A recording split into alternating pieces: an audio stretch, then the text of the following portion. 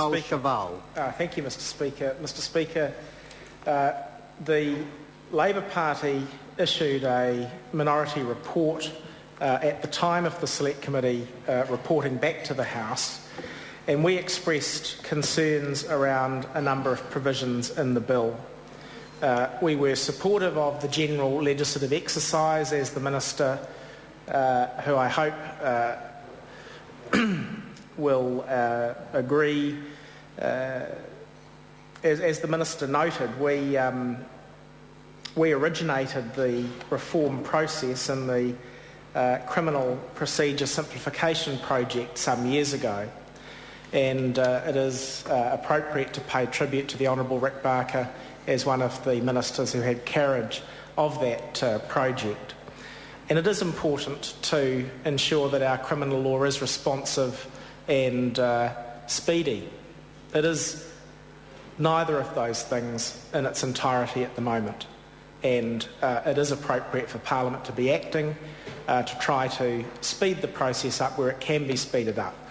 But that can't come, sir, at the price of the rights of ordinary New Zealanders. And the original proposal in the legislation to move the jury trial threshold drastically from 3 months to 3 years was not acceptable, particularly as it involved a proposal to amend the New Zealand Bill of Rights Act in a substantive fashion without appropriate prior consultation.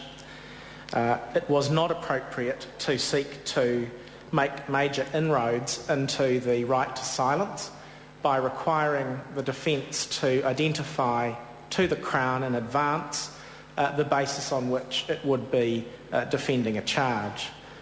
It is an ancient principle of our system of justice that the job of the prosecution is always to prove all the elements of the offence, and that's how it should be.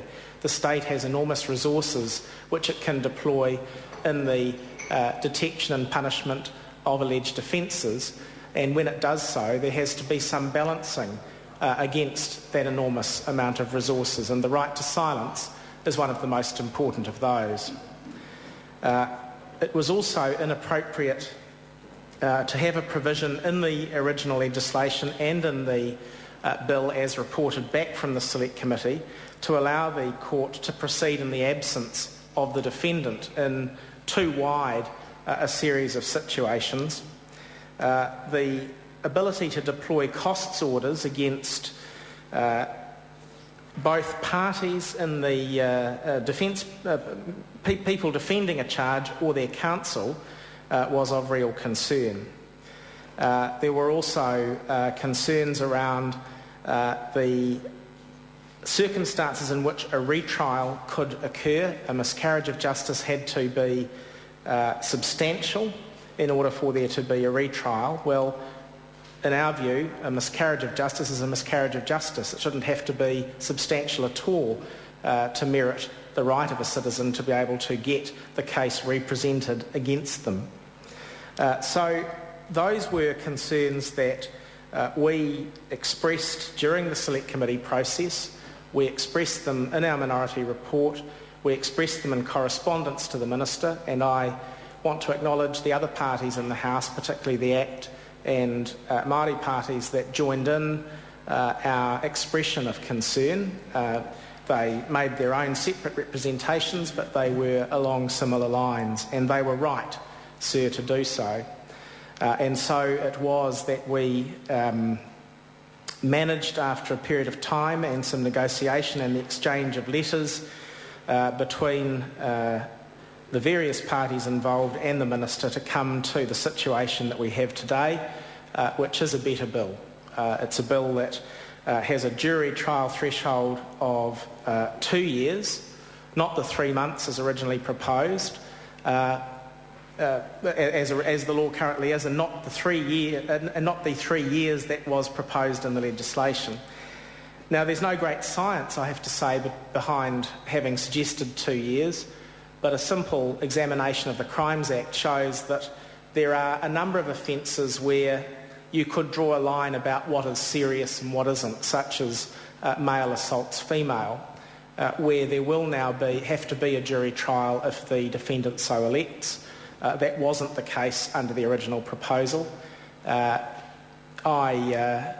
questioned at the time of the Select Committee whether we were really getting appropriate analysis from the officials about what savings in terms of time and cost we would actually see by moving the threshold as originally proposed. The Minister's made some estimates in his second reading speech about what savings will now result. We'll have to see about that, but I think the threshold is better at 2 years than at 3 months.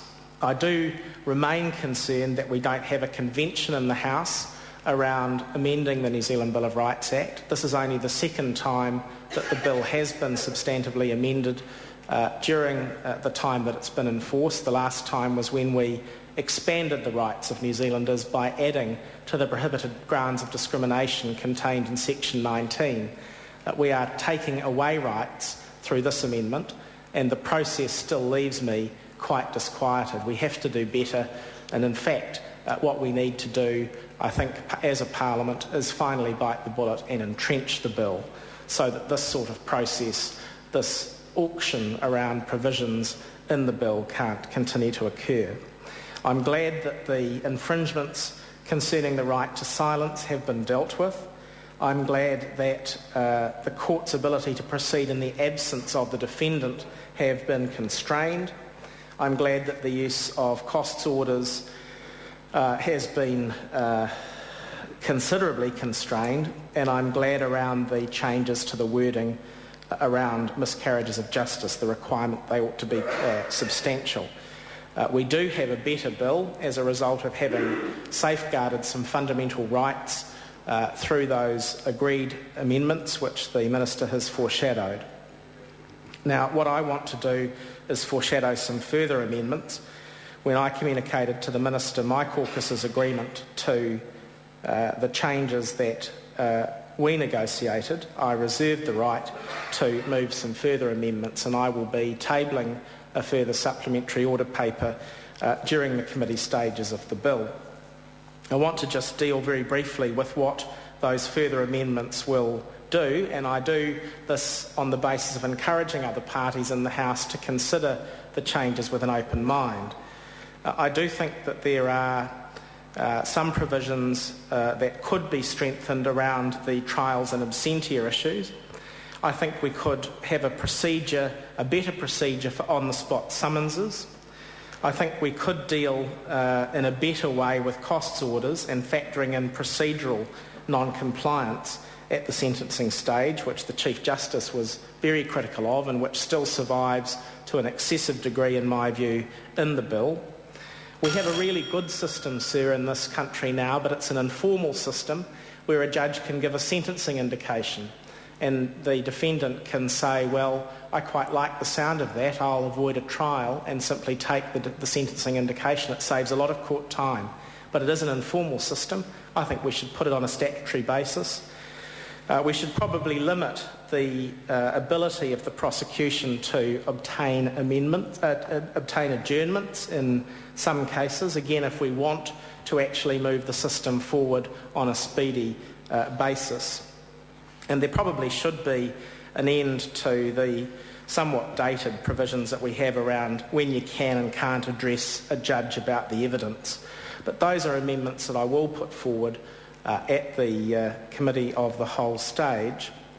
Sir, the Minister mentioned that he thought the changes before the House would result in 36,600 fewer court events, a saving of between 6 and 9 weeks in the conclusion of jury trials and many $1 million of savings. He also talked about an enduring settlement around speeding up our criminal law and simplifying it. I'm afraid those claims, sir, remain to be tested, and I'm unfortunately a bit sceptical about whether they're right or not. I think we need much more thoroughgoing reform in our criminal justice system, starting with updating the now out-of-date substantive statutes from 1957 and 1961, and then dealing with the procedural and evidential issues. But, sir, those are questions for another day. It is a better bill, sir, than where we started, and on that basis I commend it to the House. Chester Borrows. Thank you.